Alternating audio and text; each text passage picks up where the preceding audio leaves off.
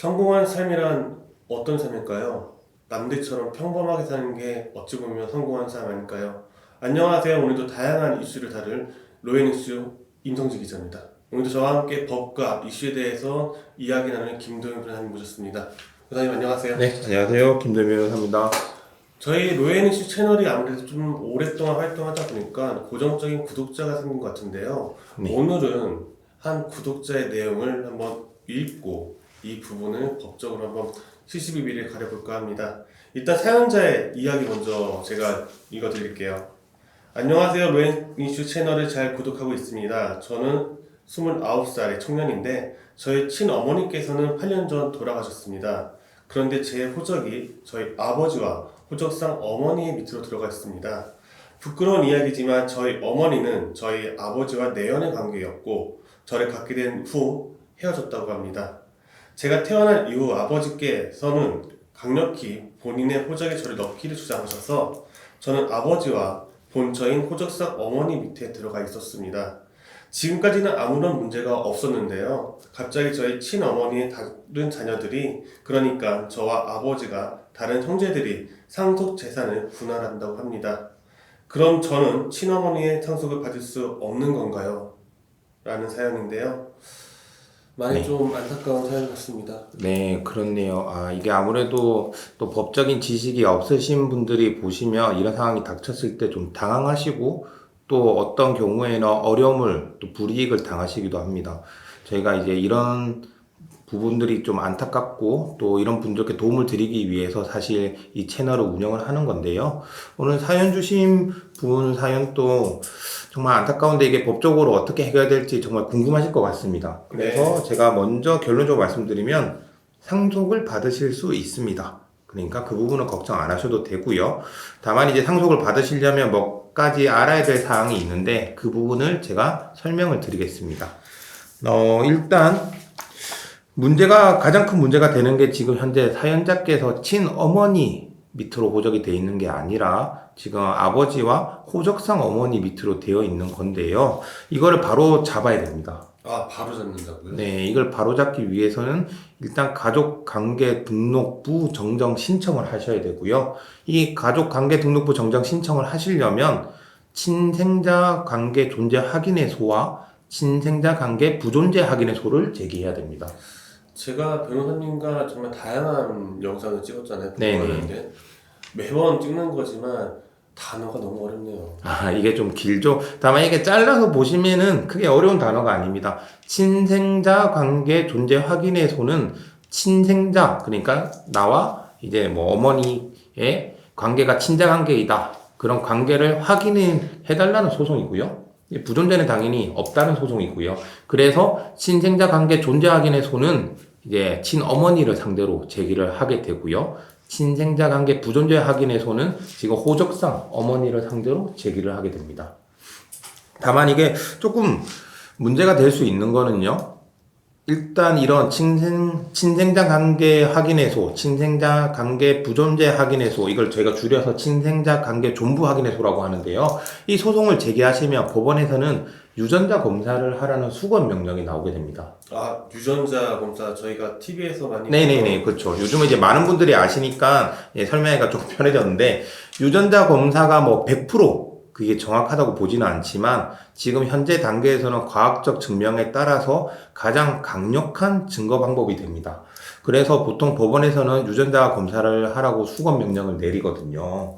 근데 뭐 어떤 분들 중에서는 이 수검 명령을 따르지 않는 분들도 계십니다. 그 법원에서 유전자 검사를 하라고 했는데 하지 않는 사람이 있다고요? 네, 이거에 뭐 어떤 이유에서인지 모르지만 본인이 혹시나 불이익을 당할까봐 아니면 뭐 귀찮아서 아니면 송사에 휘말리기 싫어서 하지 않으신 분들이 있는데요. 그런 경우에는 이제 법원을 통해서 저희가 이제 과태료나 감치 처분을 내려달라는 신청을 하게 됩니다.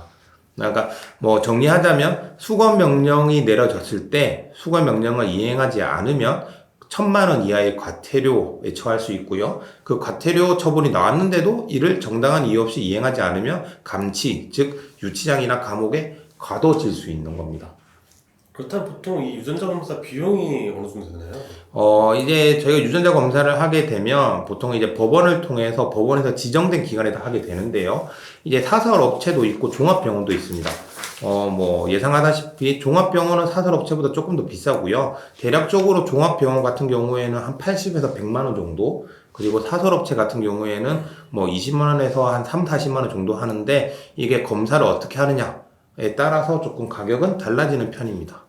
근데 만약에 가령 부모님이 돌아가셨다든지 비슷한 이유로 이 유전자 검사를 못할 경우도 있잖아요. 네네. 그럼 어떻게 되나요? 일단은 유전자 검사는 꼭 해야 되는 건 아닙니다. 아까 말씀드렸다시피 유전자 검사가 과학적인 증거 방법으로서 강력한 증거 능력을 가지고는 있지만, 뭐 말씀하신 것처럼 친어머니께서 돌아가셨다, 그래서 유전자 검사를 할 수 없다, 이런 경우에는 유전자 검사를 하지 않고도 이제 다른 간접적인 방법, 뭐 예를 들어서 뭐 부모의 성관계 경위와 기간, 뭐 계속성 여부라든지, 자녀 출생 전후에 뭐 부모 교제가 있었는지, 자녀 이름은 누가 지었는지, 자녀 양육 과정, 그리고 다른 친척들이나 지인들이 출생을 알고 있었는지 등 간접적인 사실을 통해서 이제 뭐 친생자 관계를 확인할 수도 있고요. 두 번째로는 뭐 어머니께서 돌아가셨다면 그 지금 상속을 문제 삼고 있는 그러니까 아버지가 다른 형제들, 그러니까 어머니의 또 다른 자녀들이죠. 그 자녀들에 대해서 유전자 검사를 함으로써 친자 관계를 확인할 수 있는 방법도 있습니다. 그렇다면 결론적으로 이 어머니가 같은, 네네. 반대로 하면 아버지가 다른 자신의 형제들과 자신의 유전자를 비교하면 알 수 있겠다는 거죠? 네, 그렇게 해서도 요즘에 친자 관계를 확인할 수가 있습니다. 그럼 그것만 확인하면 되나요? 그렇죠. 일단 기본적으로 만약에 그렇게 친자 관계가 확인된다면, 일단은 친어머니와 그 지금 이제 사연자 분의 친자 관계가 확인이 되는 건데요. 다만 이게 또 법적인 문제가 조금 남아 있습니다. 친생자 관계 존부 확인의소 같은 경우에는 만약 어머니가 살아 계셨다면 이 소송을 제기하는데 기간에 제한이 없는데요. 만약에 사망하셨다면 이 사망을 안 때로부터 2년 내에 검사를 상대로 소송을 제기하셔야 합니다. 그렇군요. 그렇다면 이 사연자의 경우 어머니가 돌아가신 8년이 됐으니 친생자 관계를 인정받지 못하는 건가요? 그쵸. 일단은 친생자 관계 존부 확인의소를 제기하시기에는 조금 어려움이 있습니다. 이 소 제기 기간이 지났기 때문에요. 그렇다고 해서 이 친생자 관계, 그러니까 친자 관계를 확인받지 못하는 건 아닙니다. 이런 경우가 있었는데요. 실제로 이와 같은 경우에 우리 법원은 생모와 자아 간의 친자 관계는 자연의 혈연으로 정해지므로 반드시 호족부의 기재나 법원의 친생자 관계 존재 확인 판결로서만 이를 인정하여야 한다고 단정할 수 없다. 또 혼인 내의 출생자와 생모 간에는 그 생모의 인지나 출생 신고를 기다리지 않고 자의 출생으로 당연히 법률상의 친족 관계가 생긴다고 해석하는 것이 타당하다. 즉 사연자의 경우에도 친어머니와의 관계이기 때문에 이런 친생자 관계 존부 확인 판결이나 혹은 가족 관계 등록부 정정을 하지 못한다 하더라도 그 친자 관계가 당연히 인정된다고 할 수 있습니다. 그에 따라서 상속도 받으실 수가 있는 거죠. 정말 아니죠. 다행이죠. 네. 저희가 너무 좀 놀래서 제가 많이 네. 좀 더듬었는데요. 이렇게 막 가슴 아픈 사연이 어찌 보면 우리 주변에 늘상 있을 수도 있을 것 같습니다. 이렇게 법적으로 또는 자신만의 고민을 어떻게 해야 될지 모를 때 가까운 변호사 또는 법조인을 찾는 것도 가장 빠른 해결 방법이 아닐까 생각합니다. 네, 로에니스 쪽에서 마치도록 하겠습니다.